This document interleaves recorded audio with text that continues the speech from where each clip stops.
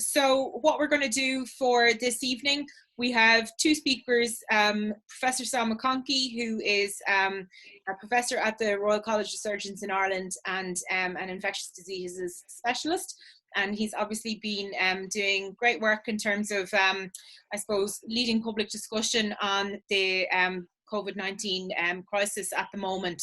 So Sam is going to kick us off with, I suppose, an introduction to where things stand in Ireland and his own views on what needs to be done, what new steps need to be taken in order to maximise the response in Ireland, and also speak a little bit about the challenges facing poorer countries in Africa, in Latin America and Asia, to tackle the coronavirus. And Sam has significant experience working overseas in developing countries, so it's great to have that perspective. We'll have a couple of questions at that point, and then I'll hand over to Gavin Mendel-Gleason, who will give an introduction to, I suppose, some of the potential economic impacts of the coronavirus, and also some of the economic solutions that the Workers' Party might propose and that socialists might want to look at in terms of tackling the economic outcomes of all of this. So I will hand over to Sam, and Sam, if you want to take like 15 to 20 minutes, but no major drama, keep going as long as you are comfortable. Thanks, Eilish. So I'm a university academic. We're famous for just talking forever. I can talk for 6 or 12 hours without stopping about things like this. So please don't give me a free mic for forever. That's really, really dangerous. Thank you for the invitation. I'm really delighted to be asked to do this. So I feel that this is a topic where all of us as citizens need to engage with. This is not a thing to just sit back and let others run our lives. We all need to be engaged, and I feel that what you're doing, Eilish, is promoting that. So thank you for organising this, and thank you for inviting me. So I'm an infectious disease doctor. I've done a lot of modelling and mathematics and so on, so I'm not scared of models, which has been very useful. I'm also a practical, hands-on doctor. I'm a specialist in tropical medicine and infectious disease. So I look after people with things like tuberculosis and syphilis and HIV and various things, and teach loads of medical students. So I've really, the journey for me started in January early, when I could see in China this horrible new disease had arrived, and I watched really carefully what was happening there. I could see that they were struggling in Wuhan on a colossal scale. And I would invite you to do a mind experiment and ask what went on in the mind of Xi Jinping, the president of China, in the middle of January this year. What did he see, and what did the Chinese Communist Party see there that made them switch off almost all of the non-essential Chinese economy and close their railways, close their trains? Essentially, they prolonged the Chinese New Year for about 2 months at huge economic cost to the Chinese economy that they're just gradually now getting back. So we don't actually know how many people died in Wuhan. We haven't got that out in detail yet. The numbers we get are only confirmed cases, but clearly thousands, maybe even tens of thousands, may have died before they got the coronavirus PCR to diagnose it. So this is a health crisis of unimaginable proportions. And really, the benchmarks are really back to the Spanish flu of 1918, 1919, where you're looking at potentially millions of people death, or shockingly, even more back to the Black Death. So this is not just a blip on the health radar. Unfortunately, it's been really one of those transformative events in the world that impacts on every aspect of society. It's not just a health compartmentalizing, it involves everything of what we do, work and business, and unfortunately things like music and dancing and sport and joy have really suffered. So I'm not going to go on too much about the health bits. I've done a lot of that in public. The impact on work, clearly about 700,000 people are now drawing the dole that weren't a month ago, and that's horrific. So there, on the other hand, to be positive, there are also new jobs. So groups like Irish Water and the ESB need 20 or 30% extra staff just to keep their services running. Because whatever we want, we don't want to run out of water, we don't want to run out of electricity, nor electronic payment system, nor internet or GPS.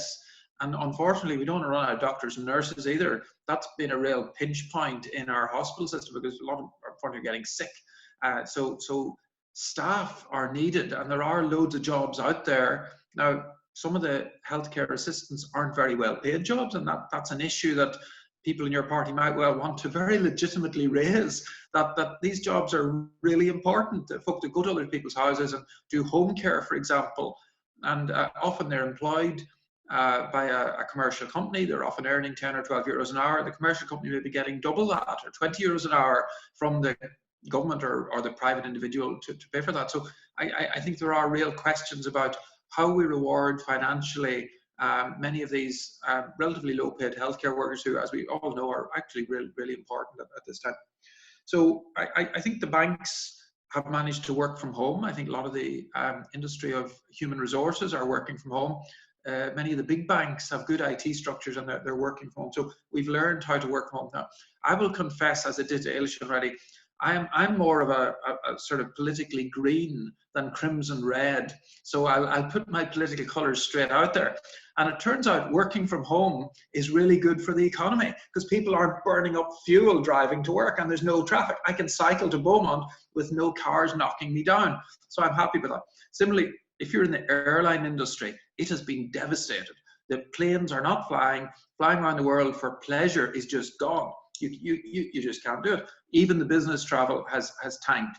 And unfortunately, that's not going to just pick up miraculously in 3 months. It's going to be a long-term impact on the way that we socialise. There's going to be more of us going on the wild Atlantic way to Donegal to have a bit of crack in the west of Ireland, and less of us going to Tenerife, and certainly not Mauritius in the future.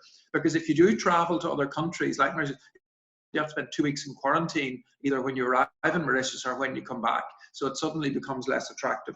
So the world, my view is that the world is fundamentally changed due to this outbreak. And as I said, the fun is gone. I know it might sound a bit elitist. I am a sailor. I'm one of these guys that sails around Dublin Bay in a little boat, and I love it. I'm addicted to sailing. And sailing is completely cancelled. It's appalling. Music is cancelled, dancing is cancelled, religious worship is cancelled. A lot of the things that I participate in are just stopped, and that's, you know, my life is poor because of that. So where do I think the future, what do we need in the future to get out of this? One of the things that I've been really saying, we actually, some of you may have seen me saying this, I've been very open about it on Tweet and Twitter and various things, is actually social solidarity. It turns out that the countries, unfortunately, like the US, where there's a lot of deeply entrenched divisions between Democrats and Republicans, they actually really hate each other, are doing very badly in this crisis. Britain, as you know, big Brexit, doing very badly, they hate each other. In Ireland, we actually do socialise together, we do have a drink together, we eat and drink, and we, you know, if our children go out and marry each other, we don't panic if they're marrying someone from a political party. So we're basically together as one people. Now, we used to fight each other a bit up the north, but we've even stopped that 20 years ago. We don't shoot each other too much in the north anymore. We kind of got over that. So to me, the countries that have social solidarity, where you can mobilize hundreds of thousands, millions of people to cooperate together in a joint response to COVID-19 will succeed in this, as China has done, or South Korea, or Japan, or Taiwan, and many others. And the ones that cannot mobilize that united front will fail. And that's a difficult message, because many of you, I'm sure, are coming from the tradition of protest and agitate. And we need to find a way to incorporate that discussion, debate, challenge, full-fronted challenge of authority, because we cannot lose that in this. Otherwise, we're all slaves and serpents. We have to keep the challenge there. But somehow that has to happen, in my view, before we make the decision as a nation for how to move forward. And I have been calling for a unity government, all-party government. You probably noticed that's exactly the same as the Greens have been calling for. We haven't succeeded in that yet, and we do have a very minority government right now trying to, you know, lead through a crisis. I feel we need everyone together. Somehow we need the Danny Healy-Raes and Eamon Ryan and the Green Party all together agreeing on a joint system of values for how we get ourselves out of this mess. So what else have I said? We have voluntarily given away our rights here. We've given away the right to walk the streets, freedom of travel, the right to go in and out of our country. We've given away, in some cases, the right for our jobs. Some businesses have been taken over by the state with no negotiation, and the people who work and own them have no choice but to be on the dole or limited options for what they can do.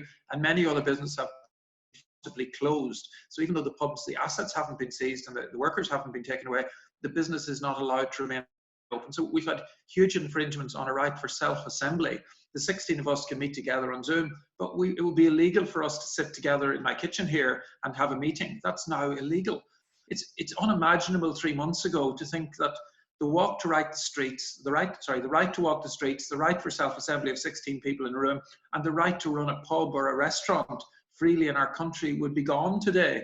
But that's shockingly where we're at. And I believe that we've actually offered those rights temporarily up in the name of the greater good, because otherwise we're all basically gone down like Milan or London or New York, and that's a scary prospect.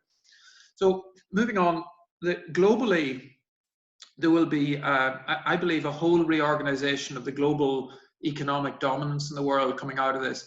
China's back in business. They're going to be growing and continuing to grow economically. They're exporting PPE to us, but they didn't give it as a gift. We paid 208 million euros for the Chinese PPE, some of which is too short or too long and not what we're looking for.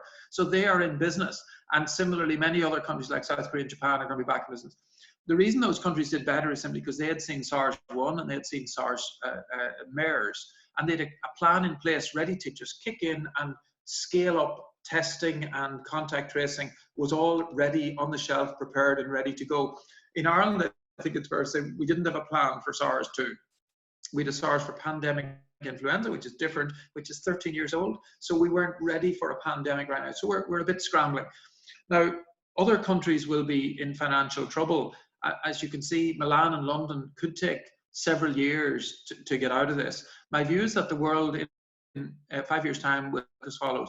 There'll be some countries like China and New Zealand who will be clear of coronavirus with no circulating virus there, and people will walk the streets freely, and the elderly people there with bad lungs and bad hearts won't be constantly worried about social distancing and catching coronavirus because it's not circulating in that body of 2 billion people.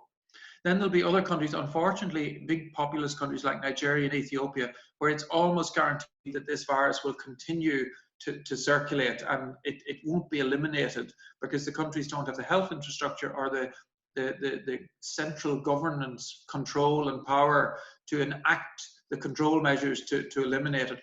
And there'll be very little travel between the two. Maybe some trade, but very little airport flying, because you'll have to stay 2 weeks in quarantine and have medical tests before you can walk the streets of Beijing if you're coming from Nigeria. And that will cause economic damage to the countries that are still infected. And the question now for us in Ireland and other European countries is, which of those two do we want to be in? That question hasn't really come out yet in the public debate, but I hope it comes out as an open, transparent public debate. See Dáil Éireann and Zoom with the rest of us watching, rather than a minority government just sort of telling us what is to be the case. And that's why I believe a short-term unity government is the way to allow our 160 elected TDs to do their bit and debate and challenge, discuss, argue, improve, and then come to a consensus for which of those two options we choose. Either one is expensive and either one might not work. There are risks with both, so it's not as straightforward. The good things, again, this is my green bit, we're all now growing more in our gardens. We're buying watering cads and spades. Seeds Mr. Middleton in Abbey Street can't get enough seeds to make everyone happy. So there's a rush on the seed market. It's fantastic. Everyone's growing their lettuce. We're all cycling, we're walking, we're gardening, and the whole process of globalization that many people thought was unstoppable has now come to a very abrupt reversal and end. That will have economic damage and potentially often also Green Party benefits and environmental benefits. The pollution in Wuhan has stopped, the fish are back in the sea in Venice, and the world is in some way a better place that we're using less oil and polluting our world less than before. So I'm happy to stop at that and take questions. Thanks very much, Sam. That's very great.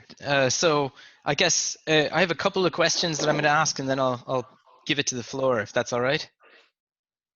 So you said recently that you thought that Ireland should go hell for leather, and that we should even increase the restrictions that we currently have in order to try to get it over with quicker.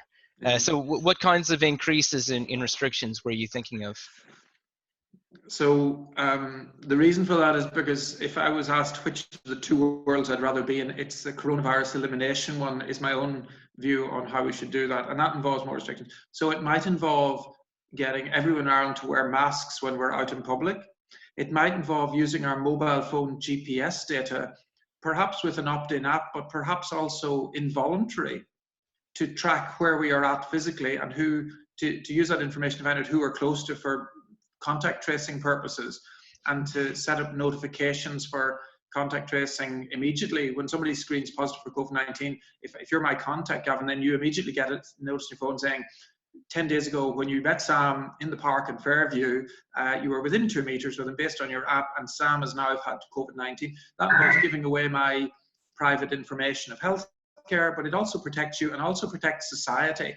Maybe also the second generation of contacts. So anyone you have met then, Gavin, in the previous 10 days would then be also told that they're a second generation contact. That's a very great invasion on my personal privacy about healthcare, and your and my personal freedom of information about who we've met and use of our phone data, which almost certainly under Irish constitutional law is illegal. As you know, there was a criminal case a few months ago that was challenged because Gardaí using mobile phone GPS data to reach a criminal conviction. So what I've just described is almost certainly illegal under Irish law. I'm not a lawyer, I'm a doctor and a modeler, but this is a pretty deep challenge is what I'm saying. It's not a simple, straightforward proposal. And there are several others. People coming in from Northern Italy or London, maybe through the airport, have to spend 2 weeks in a hotel in the airport, forced, involuntary, locked up for 2 weeks until we're sure they don't have COVID-19 before they walk the streets of O'Connell Street. Great. And so you think that these travel restrictions are likely to last a very long time, not just 3 months, 6 months, but possibly years? It depends which of the two options we go for. If we go for the more intense option and get rid of transmission of COVID-19 completely from Ireland, the Chinese experience is within 62 days, they had people out and working and moving around again. And then now 74 days later in Wuhan, after the restrictions, they're open, the borders are open and the trains are going and the airplanes are going in. So if you go for the elimination and it's successful, then you get to work and sort of normal social life in between 62 and 74 days. Whereas if you go for the more flattening the curve, this Boris Johnson phrase, which I absolutely hate, because you're just letting loads of people get sick and several of them will die, but they're dying slower over a few months rather than over a few weeks, then you would end up in this problem for months or years, or I don't know how long. I can't model that, it's too complicated. Great. So I'll just open it up then, if anybody wants to come in.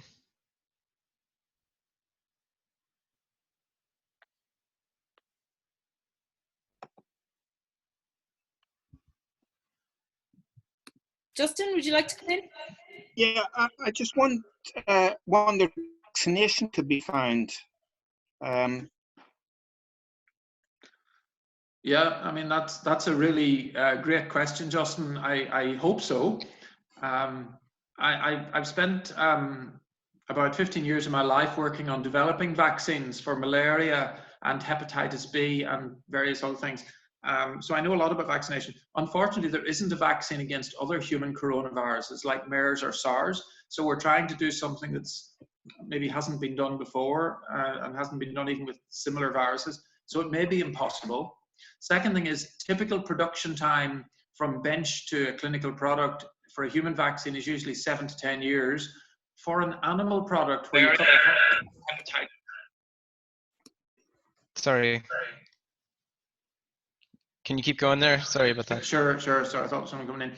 For an animal product, it's about 2 to 3 years. So Justin's question is great. I hope we have one in 2 to 3 years, but I can't guarantee it. Excuse me. Okay.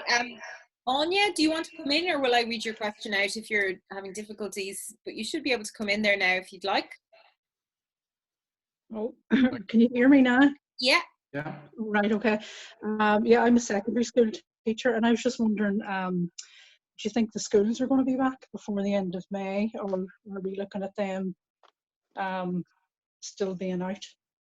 Because it was difficult enough for the kids with teaching, especially the first and second years. I found it really, really difficult.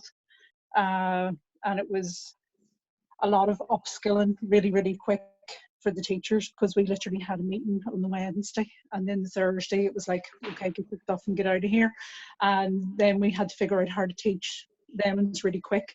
The older students, like 5th years and 6th years, kind of manage that a wee bit faster. And it's not too bad with the 3rd years, because they're just basically doing exam papers at the minute. But the 1st and 2nd years find it really tough going. Yeah, so thanks, Anya. That's a really good question as well. My view is that possibly, if we were to go for really extreme measures and counting 62 days from the 12th of March is when they all started, that would get you through April, May, 12th, 14th of May, for example. I haven't seen that we've gone for those extreme measures of China quite yet, and I don't see that there's an immediate political consensus to have the sort of extremer measures that we've just been talking about. So our case might drag on a bit longer, but I can't tell you what will happen over the next 2 weeks. The fate is in our hands, I believe. Right, okay. I work at level college. I work in RCSI. Many of us we give our students computers. Now they're all 17 to 25 years of age. We give them computers from our college on the first day, and about half our curriculum was already online. So it was relatively easy for us to do the other half online. So we keep our exams and everything going. The challenge has been our international students from other countries are struggling to come to Dublin for teaching because they're not allowed to travel. Many have gone home because they're anxious. And then also we are practical teaching doctors and medical students, so getting them into the hospitals has been really restricted and challenging. So that practical hands-on bit, which we feel is a really important part of doctoring, you can't just learn the theory and have no practice. That won't work. That's a real challenge that we haven't solved that one yet, so it's a big issue for us. Yeah.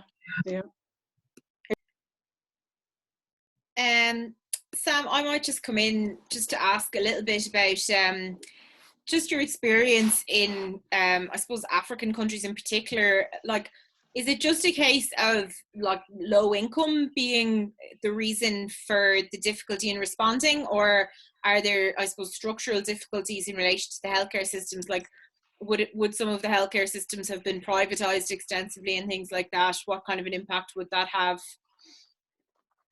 Yeah, that's so. I've spent about 11 years abroad working. 2 were in Sierra Leone, which was actually during the Civil War. So I've seen a lot of Sierra Leone in good times and bad times. And then 5 were in Gambia, in West Africa. I've also worked a bit in Uganda and a bit in Vietnam. So I obviously know a bit around north. So there's a number of issues. The death rate, if we get a bit sort of quantitative and statistical about it in poor countries, might be lower than in rich countries because there are less elderly 80 and 90-year-olds with poor quality lungs. They've already died of pneumonia or something else younger. And the smoking rates, especially in women, are much lower in Africa. So I'm hoping that the young folk under 20 in Africa will actually get a very mild illness. It'll be like a common cold. And it may not actually kill that many people, Eilish, certainly of the people under 40 or under 50. The mortality may not be very high because it hasn't been high in Ireland, and you don't need much oxygen. People are fine with almost no treatment. The elderly, of course, especially with diabetes, not well controlled, and older people who are obese and smoking are likely to do badly, but that's a smaller part of the population. Not controlling it. The health ministries are fragmented. The countries don't have that centralized power. At least the West African ones tend to be a bit chaotic and disorganized, and some of the hospitals and healthcare are private, some are mission hospitals, some are public, some are run by the local community, some are local government. So there's quite a fragmented healthcare system. Some are traditional healers, and in that fragmented system, it's hard to sort of centrally organize anything, to be frank. So and then water isn't great, roads aren't great, telephone isn't great, internet is possibly reasonably good. The mobile phone service, surprisingly, is better than the landline. So there's just challenging capacity through poor quality public services, poor quality utilities. So it's hard, and it's hard. A lot of chaos, disorganization, miscommunication, a lot of confusion. Just organizing simple things is very challenging. So and also crowding in countries like Ethiopia and even parts of India, Bangladesh, huge numbers of people squashed together, and that seems to be a risk factor as well for getting sick with COVID-19. Great, thanks. if there's anybody else, feel free to jump in. But I might also pick on Julia. There you are. You read my mind, Julia, unmuting yourself. I know Julia is currently in Zimbabwe, and I'd be really interested to hear what kind of conversations there are there about it, what measures are being taken, things like that. Yeah, I actually just wanted to come in because we're just on lockdown number 10, and I think first of all, we have absolutely no clue what the actual numbers are. I mean, we have, I think, 12 official cases, 3 official deaths, but there's just no system for testing. So we just don't know what the actual rate is. And then I think what is more scary than the actual virus are the economic implications. So that was just one of my questions, because what Sam was just saying about the mortality rate, that might not be that high. I mean, like, I'm not sure if that's true or not. What's really scary is, like, what about the economy? Thinking about Zimbabwe being already in a really, really dire economic situation. But maybe that's a question more for Gavin than for Sam. Yeah.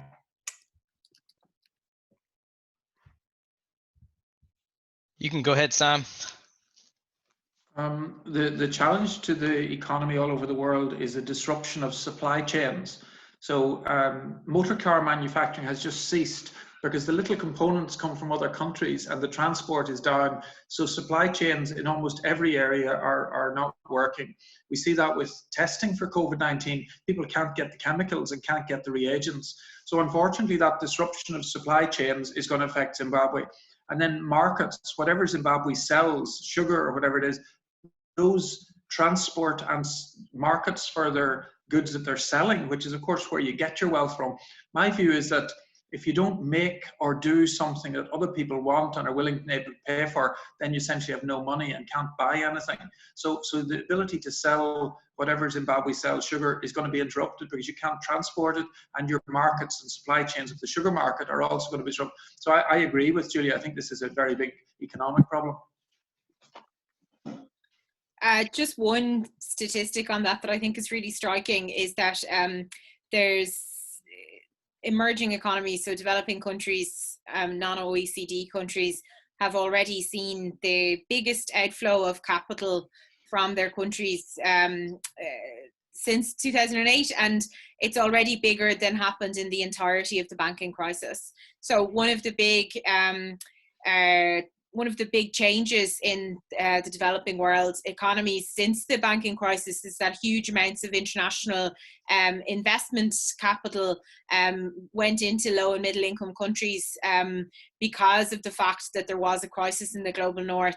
And you're now seeing all of that capital flowing out of the developing world. And you know, that's entirely unrelated really to a health crisis in those specific countries. It's just a fact of them having been kind of forcibly globalized and capital controls removed and things like that, and the just being much more deeply embedded in a very fragile global economic system. Okay, anybody else want to come in there? Or Gavin, do you have any more questions before I pass over to yourself? I actually had one more question, if that's all right. Yep.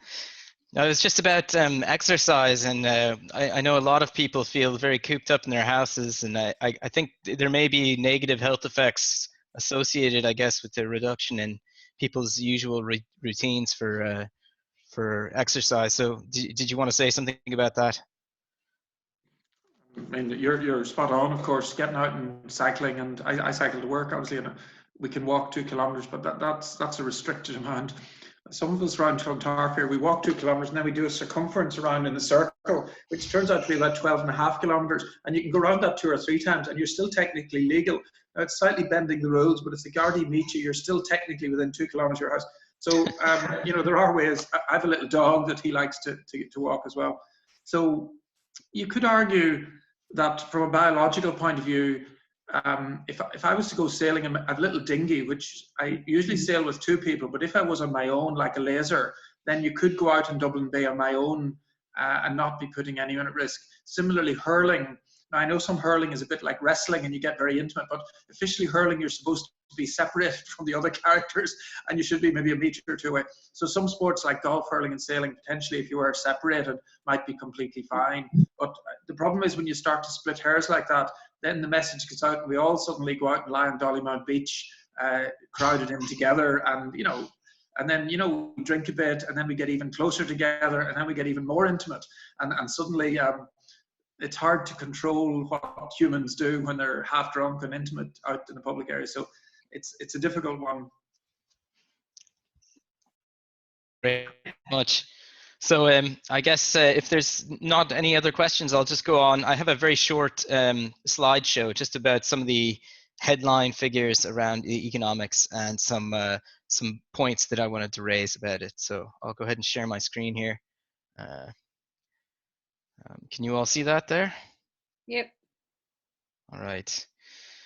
Okay, so the Bureau of Labor Statistics in the United States had this graph, which I thought was extremely striking, and it just shows the unemployment as the number of people who have made jobless claims. So it's not the workforce participation rate; it's the actual number of people who are signing up on the dole. And I imagine similar things are true of most of the European countries that have gone into lockdown, and perhaps as a proportion they may be even larger. The thing that's really striking about this is this time scale goes back to 1970. You can see all of the intervening recessions as gray on this chart, and this last one is almost literally off the charts. It's just a wall. It goes 5 million people signing on. So that's going to be a very big economic impact. And you can see, the stock markets responded to the crisis. So this is the Dow Jones Industrial Average, and it's sort of headline companies in the United States and their stock prices. And even though it's rallied somewhat, the is extremely high, and that represents that there's great uncertainty about how this is going to be dealt with. Nobody's quite sure what their position is yet, and people are still settling on it. And the NASDAQ, which is more sort of tech companies, tech leaders, some of these tend to be listed on the NASDAQ, is almost exactly the same, just an extremely large fall off and then a great deal of volatility. Now this graph here is a graph of restaurants and the full book data set for a collection of a large number of restaurants in Europe, in the United States. And you can see that the time scale moves towards the present on the left. And so you can see as we're going into April, we went from an 83% drop off to 100% drop off. Decrease in the utilization of these restaurants over the course of over a week. Now we have almost 2 weeks of almost all zeros in terms of the total amount of usage. Now this is true in general. It's there's very, very large drop off in travel and in many different kinds of related industries around that. And that has huge economic impacts because lots of people are employed in these sectors. The forecasts that have come through, so the World Trade Organization predicts a 30% decrease in world trade. So that means that, as Sam alluded to earlier, supply chains are going to be disrupted. There's a lot of production that is just not going to be importable from elsewhere. And there's a lot of things that aren't being imported because the demand has fallen off because those industries no longer exist. So like the hospitality industry just went up in a poof of smoke.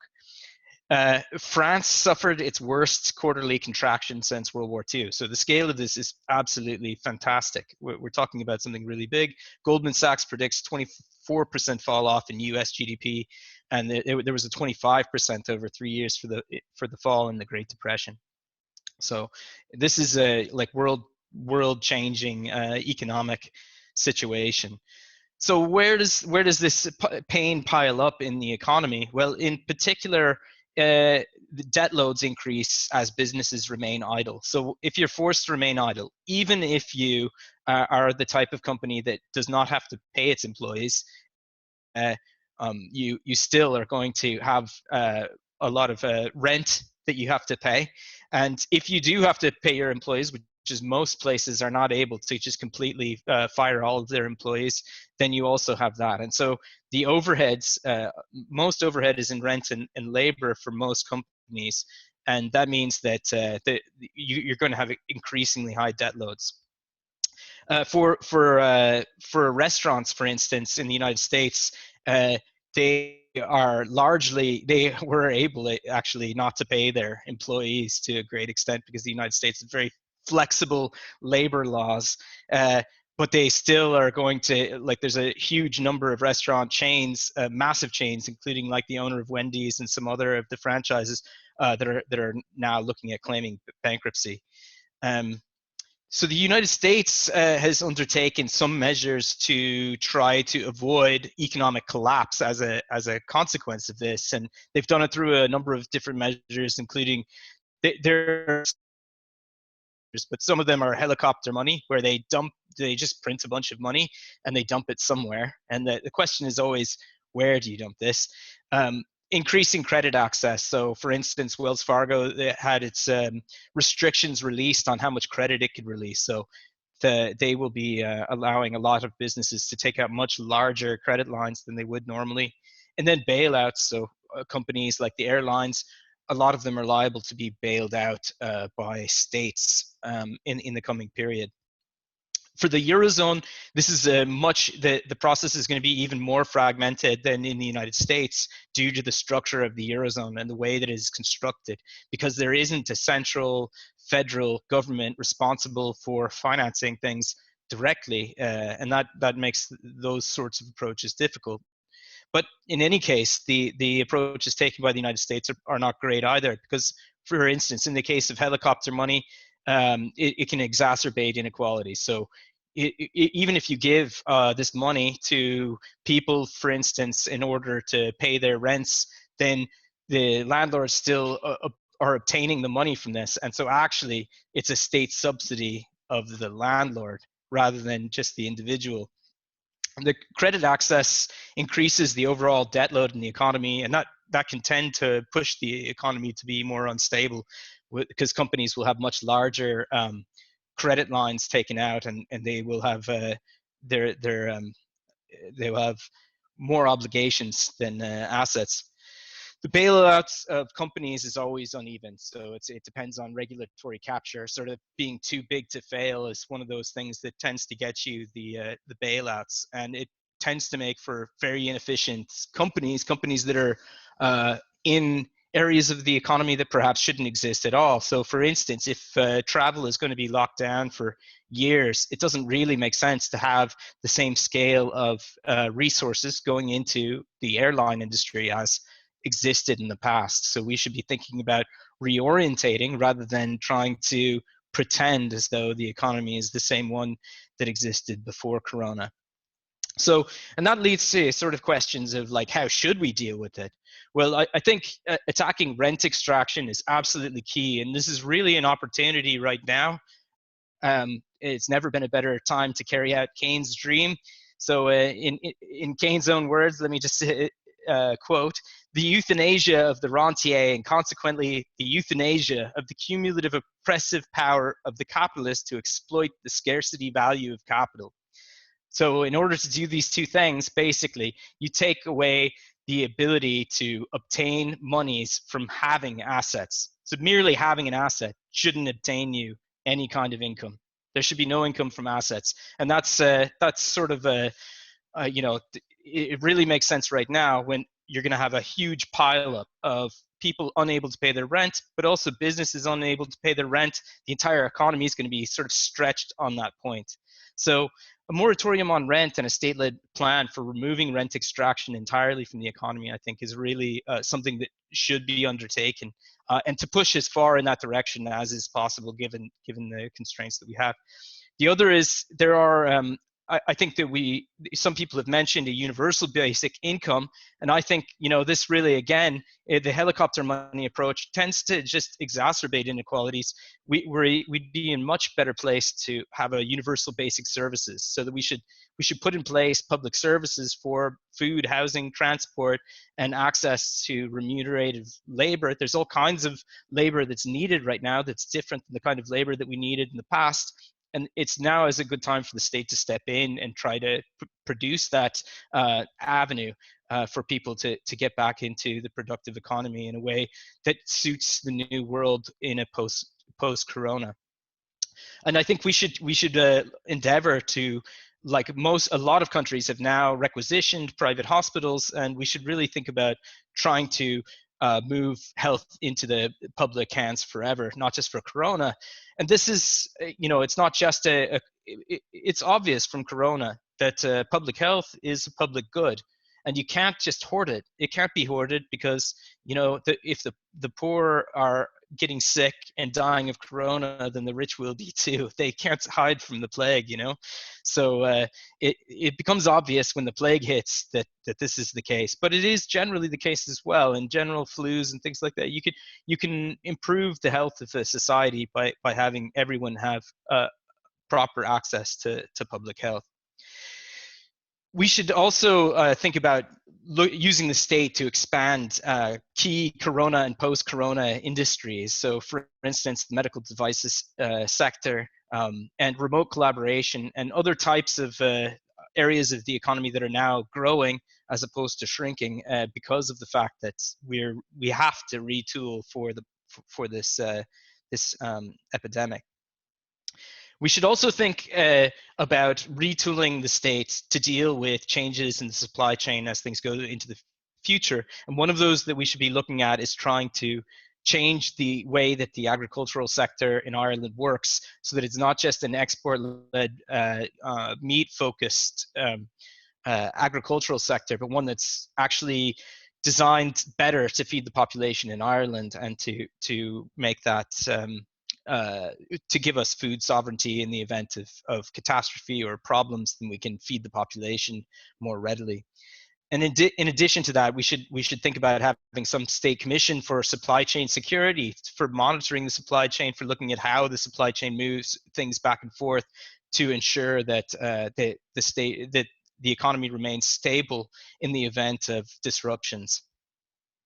So now, how will we deal with it is a totally different question. That always depends on the balance of forces, what is possible to mobilize. I think an appetite for a fight over rent is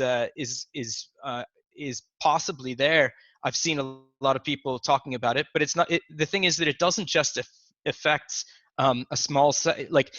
Ireland has a relatively strange rental structure, so that there's a 30% or so in Dublin are renting, and outside of Dublin it's much lower, and that's sort of unusual for a lot of European economies. A lot of people own their houses in Ireland, and that has sort of made it difficult to deal with the rented sector because people always feel like it's temporary, even though it seems to be becoming more and more normal for it to be permanent for people. But here it has grown quite a bit, and I think awareness around it has grown, and in Dublin it's a fairly big deal. But now it also is going to affect all of the petty bourgeoisie and even the hot bourgeoisie. Small businesses to big businesses are all going to be hit very badly by rents in the advent of this lockdown. So there's a possibility of a strategy for attacking it now while there's some appetite potentially to push against it from more than one quarter. Unfortunately, we lack the ability to print money due to the structure of the Eurozone. So that really does make it difficult to really carry out the Keynes' dream of removing the ability to obtain monies from having capital, because the state itself can't print it. But we could think about trying to invest our own money in something. But in order to do that, we have to have our own money. And I think now is a good time to think about a universal pension fund for Ireland, so that we can utilize it as a strategic investment fund for the economy and really change the structure of the economy to deal with the new realities that are going to be coming in. and not just with Corona, but down the line for the environment and for climate change in general. And that's all I have to say.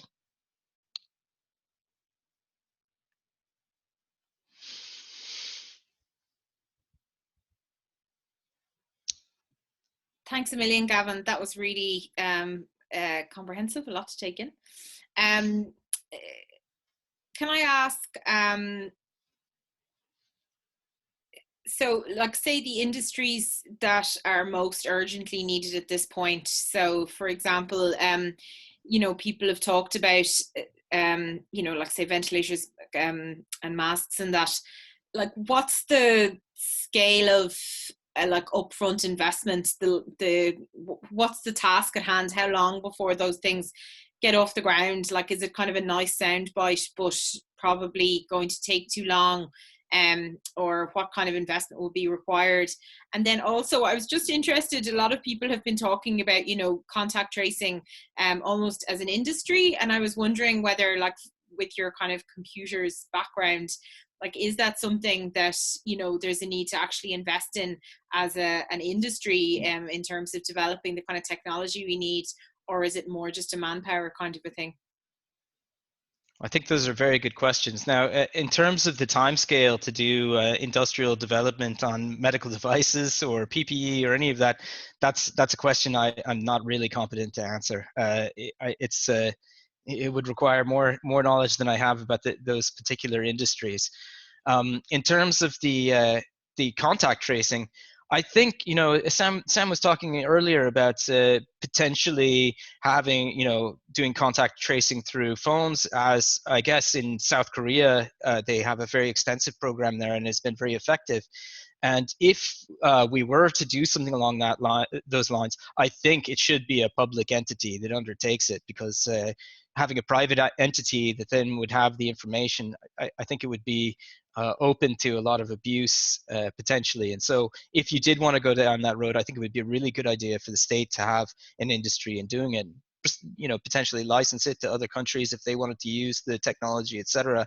It would be an area that, you know, perhaps it could be useful for public health, but also could be a useful industrial development as well. Yeah. Does that answer your questions? Yeah, no, that's great. Thanks very much. I suppose, I mean, like, I think there's a real difficulty, not just in this area, but generally in assessing the like costs, human resource requirements and timescale of establishing any new industry, because, you know, no English speaking country, at least, like, ever takes that approach. You know, there's no kind of proactive approach taken to establishing industry, and so, you know, there's the job of actually planning or estimating what kind of resources these things could take just seems really difficult, which is frustrating. There's a question there from Mary. Mary, do you just want to come in yourself, or?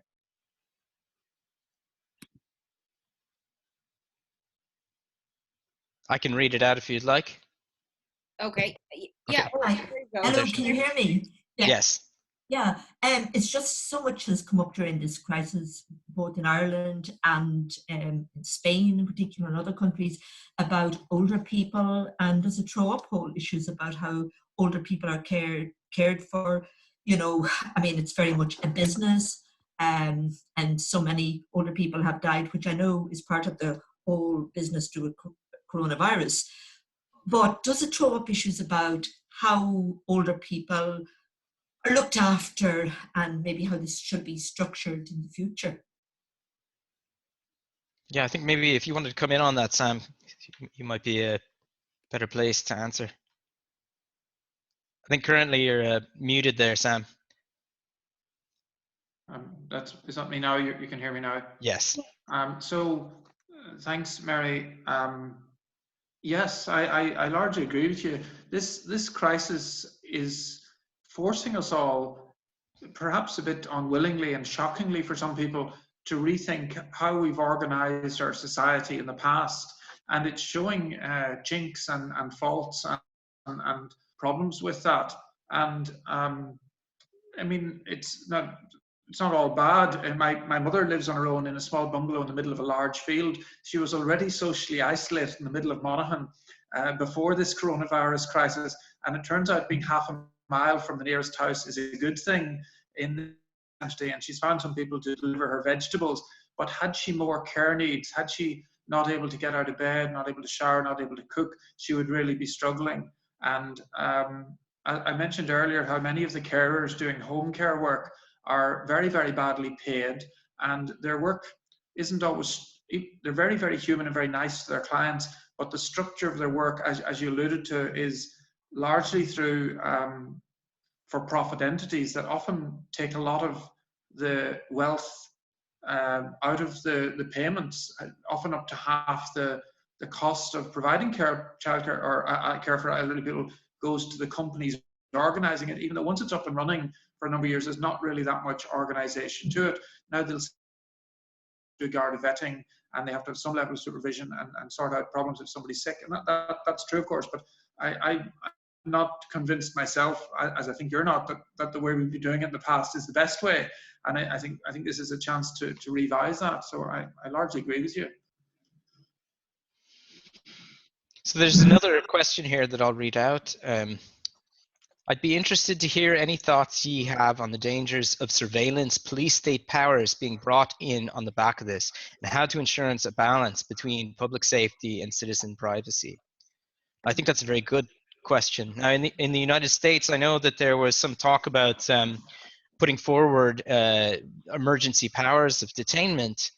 The interesting thing about the bill is that I couldn't find in it where it related specifically to to questions of public health safety.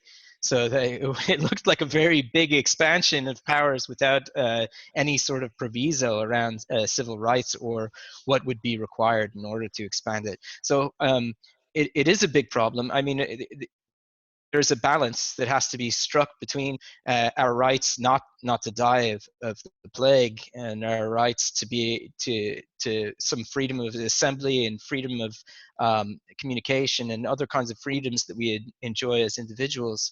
I think one thing is that in terms of surveillance, we actually already live in a really heavy surveillance state, and really tracking is almost total on our phones. So the NSA knows, where you've been, whether or not you put on the geolocation. They can track that information, and they can track all of your communications through pretty much every platform. And, even if you're using encryption, endpoint security does not exist, in his words. And he was working for the NSA in order with the technology for essentially looking through people's communications. And so he has a pretty good idea of what they're capable of looking at. So we already exist in an area of, or in a world of total surveillance, but we're not able to use any of this for the public good. It's just completely held in the hands of the accountable security state powers. So I think that's it is a good question, though. I'm not sure. Maybe Sam wants to come in on that and talk about it a bit. So I've actually thought a lot about this. I really, really value the freedoms that we have in this country. I really like living here because we take these things for granted. My view is that any infringement on our rights has to be temporary and has to be clearly justified. And obviously, as we've described in the last hour, we are in the middle of a big public health emergency. So I'm happy in this emergency time now to give away my rights, but I'm certainly would be appalled if I thought we were going to lose them forever, or willy-nilly and at times when there's no emergency. So I think they have to be temporary and limited for a specific time of public health. And I feel that's very important. So I largely agree with the concerns of the questioner that this we can't just give away these freedoms or lives. We might as well just be slaves and just give up now. I feel that's not a life worth living.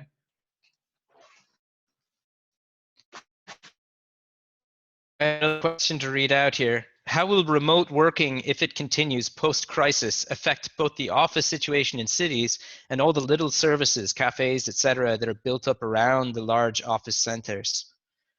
So, I mean, that's an excellent question. And, I can see this could change things quite substantially for a very, very long time. And if it changes for a long time, that creates a path dependence, because then, you know, it's maybe no longer feasible if all of these offices decide, actually, we're not going to pay those rents anymore. We're going to dispose of this office space because we've been working for the last 6 months online.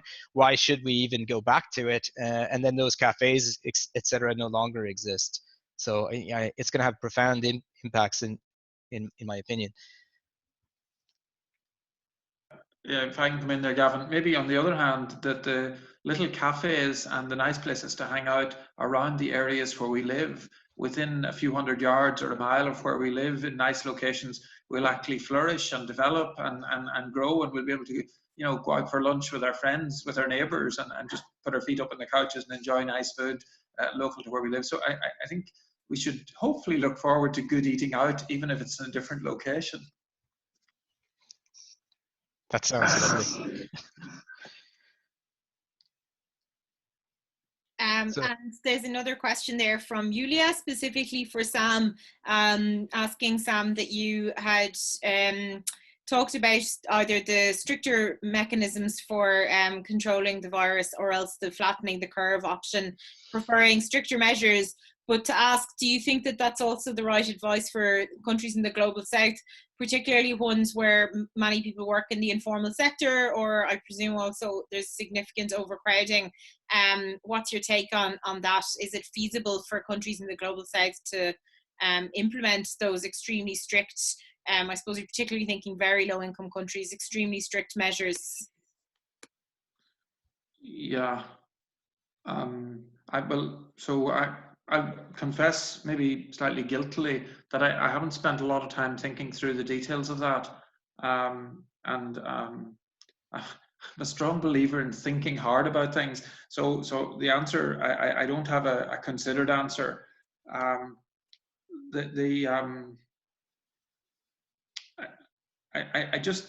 don't think it's feasible. Again, I spent, you know, a couple of years in rural Sierra Leone, and it was there very, very challenging during the Ebola outbreak to get widespread community buy-in, to get change in burial rites, for example, where you weren't kissing and washing the body of people who died from Ebola. Very, very sadly now in Ireland, when people die with SARS-2 and COVID-19, we're strongly discouraging family members and loved ones of the dead person from kissing or touching the dead body for reasons that you worry about transmission of coronavirus. And that's of course what we had to do 30 years ago with HIV and body bags and closed caskets. And it's very much against our culture in Ireland, where we expect to go to funeral homes and people's houses and have an open casket and touch and almost always say a prayer and often kiss the dead body of our loved ones as a way of saying goodbye. And that's very universal in rural Ireland, maybe less so in Dublin. And that's not allowed now. In Sierra Leone, 2014-15, when the Ebola was there, it was really difficult to get buy-in from communities to change that. So my gut feeling is that it's going to be really challenging to do those sort of social distancing as we've done successfully in Ireland for the last 3 or 4 weeks. It would just be really hard to get the communications and sort of buy-in and cohesion from leaders to achieve what we've done here in the last couple of weeks. So I just don't see it as feasible. So it's and what's not feasible isn't desirable, because, you know, I really don't want soldiers beating people and shooting at them. I really wouldn't. I just can't advocate for anything that leads to that sort of street violence and chaos and oppression, because there's enough of that around already. So I just find it really difficult to see how it could be done. I don't see it as feasible there. But I mean, I'm happy if someone can prove me wrong. Just one comment in relation to that as well. Like, one thing that's really striking, I think, is if you think back to, you know, the kind of growing cities in Europe in the 19th century and the issues of diseases and epidemics in that era, like that's what prompted the development of public sanitation and public housing programs, because crowding and lack of sanitation were seen as such contributing factors. And I think, you know, it's really like, it's not an immediate response, but it's really important that in the context of, you know, particularly the kind of like mega metropolises of the developing world, that we, you know, remember it's not, the healthcare system's ability to respond is only one factor, and things like sanitation and housing are really I think the critical differences. And, you know, in housing in particular, the norm of developing a public housing system at some point in the country's development is completely gone from most middle income countries, like cities like Delhi or like Rio de Janeiro.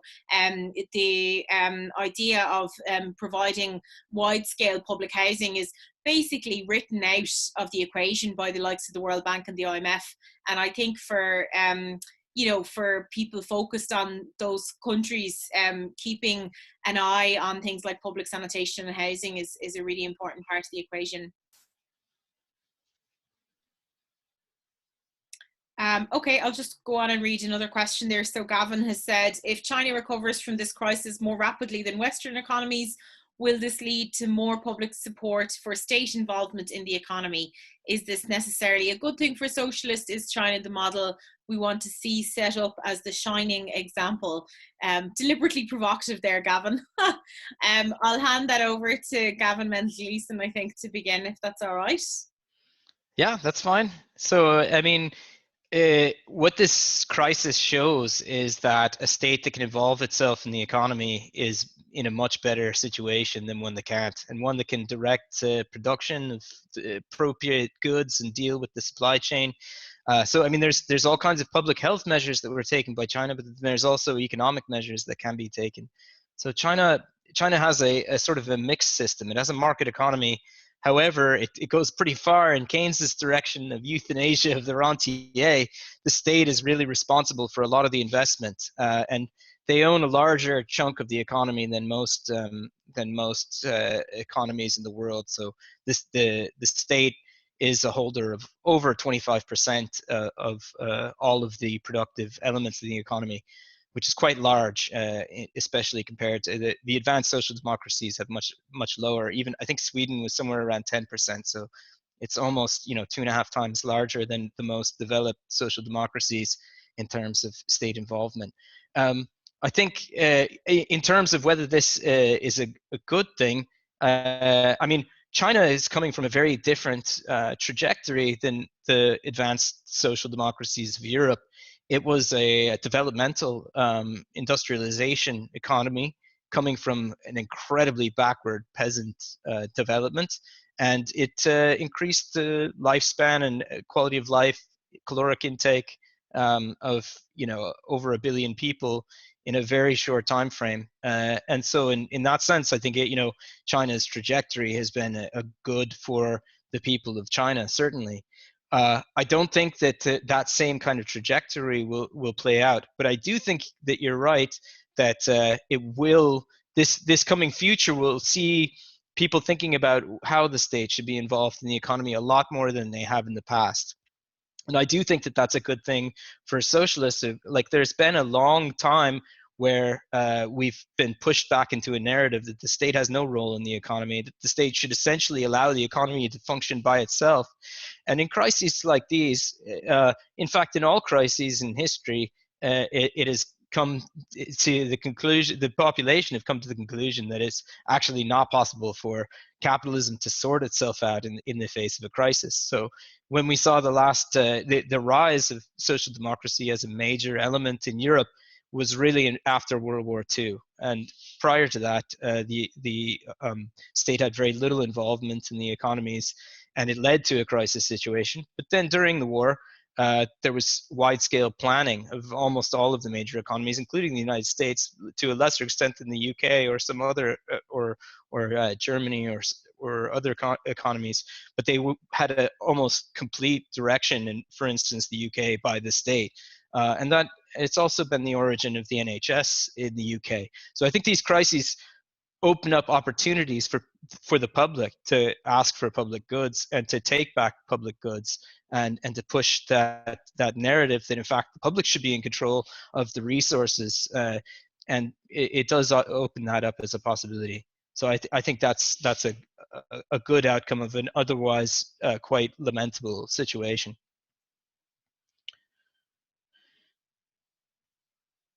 Okay, Justin, did you want to come in there? Yeah, Gavin, you might have covered this. It's on debt write-off, but not just debt write-off for big business, but also debt write-off for people who owe rent and accumulative debts that might be accumulating over this period. Do you think we could have an amnesty for debt write-off as part of the process of getting us back on track again? Yeah, I mean, it would be, I think it may actually come to pass. I'm not sure. It depends on what polity we're talking about. So in the Eurozone, there's going to be a lot of things that raise their heads in the coming future around the Eurozone. And the southern states, the Latin states, France, Spain, Italy, and Portugal already have pretty large debt overhang from 2008. And going into this crisis, they are going to see very severe consequences. Germany is going to escape many of the same difficulties that they do, and Germany is already dragging their feet on even very minor issues like whether or not there should be a corona bond. So I think that there's going to be a big fight in the Eurozone over whether or not there's a debt haircut, whether we're going to go through and try to write down some of these debts. It would undoubtedly be a good idea to write down the debts. There's more than one way around it. You can square the circle. So you could just print a lot of money and then the debts aren't worth as much, or you can write the debts down. But you do have to do something, or this overhang could cause a lot of problems for restarting the economy. And there's also questions around how we want to restart the economy, and if it's completely autonomous, if the economy just restarts itself, it can take a very long time to do so. But it also restarts itself in a way that may not be too, public friendly. Could restart itself in unfortunate ways. So I think we should be looking at those sorts of solutions. But it does require a state to carry it out, and the question is which state. And in the case of Europe, it's complicated because it's constituted in such a way that it's somewhat illegal for it to do many of the things that it should be doing. And now that hasn't always stopped the European Union from doing things. Many of the member states have done illegal things, but doing it as a collective illegally is a little bit more complicated.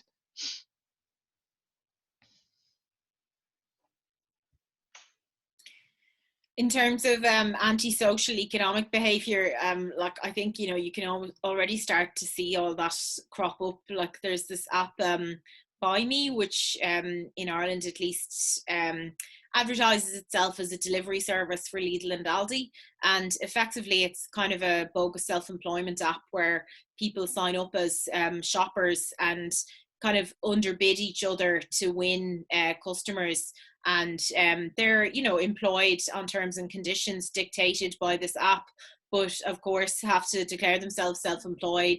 And the starting hourly wage that they charge is €10 an hour, and obviously that doesn't come with any PRSI contributions on behalf of the employer. It doesn't come with any paid annual leave or sick leave or anything like that. And I had noticed it quite some number of months ago, and it wasn't really taking off because I imagine the budget shopping is budget, and people weren't going to splurge to get it delivered. But it's just doing enormous business now, absolutely huge. So I think, for every gap that a social service gap that a crisis like this exposes, you can be sure in a country like Ireland, there are people just hungry to fill it with a corporate solution, and our government will be delighted to throw money at it. I think we have to be really wary of that.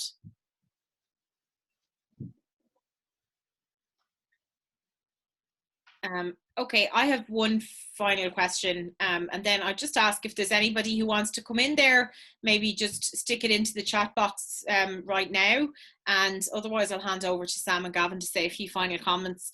I guess, Gavin, what I was wondering is, you know, to take an example, like the scheme which the government is proposing to pay 70% of the wages of employees who were kept on the books of businesses while they're closed. You know, there's kind of a you know, an instinctive response to that, which is that's a huge subsidy for business. And then there's the reality that without it, most of those people would become unemployed. I suppose I was just interested, you know, do you kind of have to just swallow the bitter pill at a certain point, or are there ways to structure that could mean that government ends up sort of being repaid some of that money over time, or how do you feel about it? What kind of what's the nature of the trade-off there? Yeah. You have to do something in the immediate term. So, I mean, you can't just allow people to starve. So there has to be some kind of immediate reaction. You can't retool the economy overnight. It's a process that, like, even if you had the investment funds, it takes a very long time to do. You know, so even if you somehow had 8 billion a year to invest in the economy to try to create jobs, etc., the process of doing that is going to take a very long time. And right now we have a crisis, so we have to do something in the immediate term. So it seems like a reasonable way, and probably an expansion of that sort of thing to self-employed people or to anybody who's not able to get the resources they need is the appropriate thing to do in the immediate term. Now, like it's going to end up a huge overhead and debt, but hopefully there's some way we can deal with that in the future, and we're just gonna have to stomach it now, I think.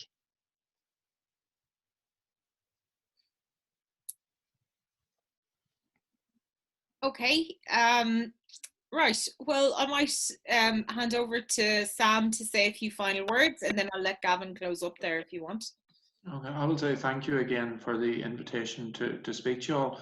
I see this crisis as a time where we as sort of humans can revalue what's really important to us, and through listening, through debate, through discussion, through challenge, through talking and listening together can actually improve the world, I think, and actually make it a better world. So I will say thank you for your invitation to listen a little bit to me, and I wish you well as you continue your discussions. Thank you, Sam. I'm very glad to have been able to talk to you and for your presentation to us tonight. It was very enlightening. And I think we can wrap up there. That's all right. Yeah, that's it. Thanks a million for coming, everybody. As I said, we'll be running these probably on Wednesdays for a while to come. So enjoy your long weekend. If you've remembered, it is a long weekend. And we'll hopefully get to speak to you again soon. Thank you. Bye. Thank you all. Bye.